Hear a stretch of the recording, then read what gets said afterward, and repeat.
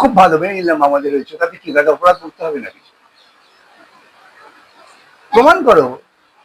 আমরা তো বলছি প্রমাণ করো, তথ্য নিয়ে আদালতে পেশ করো, আদালত বিচার করুক যে আনন্দ নিরানন্দ না দুঃখানন্দ। সেসব না করে বাজারে ছেড়ে দিলাম, পোষিত মিডিয়া আছে, নাচ মেয়েরা বুলবুলতে পয়সা মিলেগা, পয়সা পাচ্ছে আর নাচছে তাদের কথায়। এসব করে লাভ নেই। কোমরের নিচে গুলি চালাবে, যাতে সে মানুষটা বেঁচে থাকে। মুখ্যমন্ত্রী জানতেন এই ছেলেটা নির্দোষ, এই গন্ডগোলে থাকবে, ওই ছেলেটা দোষী, ওই গন্ডগোলটা করবে, তাহলে কি আমি ধরুন পেছন থেকে পুতুল নাচাচ্ছিলেন মুখ্যমন্ত্রী? মুখ্যমন্ত্রীর নিজস্ব নলেজ আছে, আর জানা আছে, তিনি হয়তো পরিকল্পনা করে ঘটিয়েছেন। হাইকোর্টের রায়, সুপ্রিম কোর্টের রায় আছে, পুলিশ গুলি চালালে সবসময় কোমরের নিচে গুলি চালাবে, যাতে সে মানুষটা বেঁচে থাকে। সে মানুষটাকে গ্রেপ্তার করার জন্য, গ্রেপ্তার করলে তদন্ত করলে আর সত্য প্রকাশিত হবে, এটা আমাদের আশঙ্কা। এনকাউন্টার কেন করা হয়? আরে একটা ছেলে, যার বিরুদ্ধে অভিযোগ সে গুলি চালিয়েছিল, তাকে তো গ্রেপ্তার করা যায়, তার পায়েও তো গুলি মারা যায়। তাকে এমন ভাবে গুলি মারলাম আমি, অলমোস্ট পয়েন্ট ব্ল্যাঙ্ক রেঞ্জে, যে মেয়ে ছেলেকে মারা গেল। কিন্তু যুক্তিসঙ্গত ব্যাপার আছে তো, হাইকোর্টের রায়, সুপ্রিম কোর্টের রায় আছে, পুলিশ গুলি চালালে সবসময় কোমরের নিচে গুলি চালাবে, যাতে সে মানুষটা বেঁচে থাকে। সে মানুষটাকে গ্রেপ্তার করার জন্য, গ্রেপ্তার করলে তদন্ত করলে আর সত্য প্রকাশিত হবে, সেটা তো হয়নি। কে কি কিছু মনে করবেন না, কে কি ব্যক্তিগত মন্তব্য করছেন এ নিয়ে আমি খুব গুরুত্ব দিই না।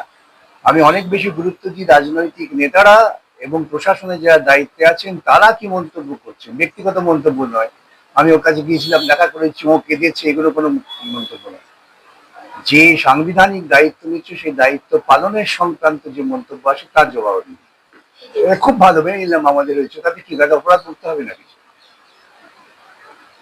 প্রমাণ করো। আমরা তো বলছি প্রমাণ করো, তথ্য নিয়ে আদালতে পেশ করো, আদালত বিচার করুক যে আনন্দ নিরানন্দ না দুঃখানন্দ। সেসব না করে বাজারে ছেড়ে দিলাম, পোষিত মিডিয়া আছে, নাচ মেয়েরা বুলবুলতে পয়সা মিলেগা, পয়সা পাচ্ছে আর নাচছে তাদের কথায়। এসব করে লাভ নেই।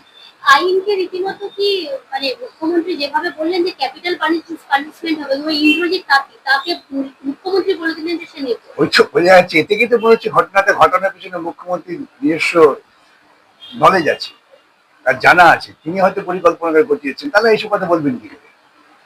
মানে একজনকে যিনি মারা গেলেন তাকে বলে দিবেন যে তিনি আমি নির্দোষ। সে কথাই বলছি, তার মানে মুখ্যমন্ত্রী সমস্ত ঘটনাগুলো জানেন।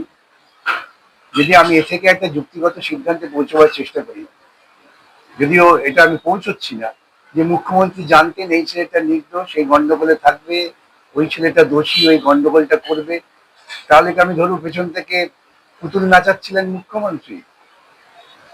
বললাম যত এইসব ওরা কথা বলবেন ততই যুক্তির মুখে পড়লে পরে ওরা ছটফট ছটফট করবেন আর গালাগালি দেবেন, এই হচ্ছে ওদের একমাত্র অস্ত্র। প্রভাস মন্ডলের মুখ থেকে একটা ভিডিও ক্লিপে যে বেরিয়েছিল রাজা নামের একটি নাম, তো বলছি তো, অনেক তথ্য বেরিয়ে আসতো, সেই তথ্য প্রকাশিত হবে, সত্য প্রকাশিত হবে, সেজন্যই হয়তো পুলিশের উপর নির্দেশ ছিল গদি মিডিয়া আর যোগী মিডিয়া, এই দুটো মিলে কাজ করে। কারণ গুলিটাও কিন্তু হয়েছে বলা যাচ্ছে যে সামনে থেকে বুকের বাম পাশে। তাই তো বলছি, তো আমি সে কথাই বললাম, যে সে পালিয়ে যাচ্ছিল, সে যদি পাল্টা গুলি মেরেও থাকে, এটা পুলিশের তো উচিত ছিল তাকে পায়ে গুলি মারা, কোমরের নিচে গুলি মেরে তাকে ধরা, তাকে তদন্ত, এই যে এইসব তদন্ত আসবে, সত্য আসবে।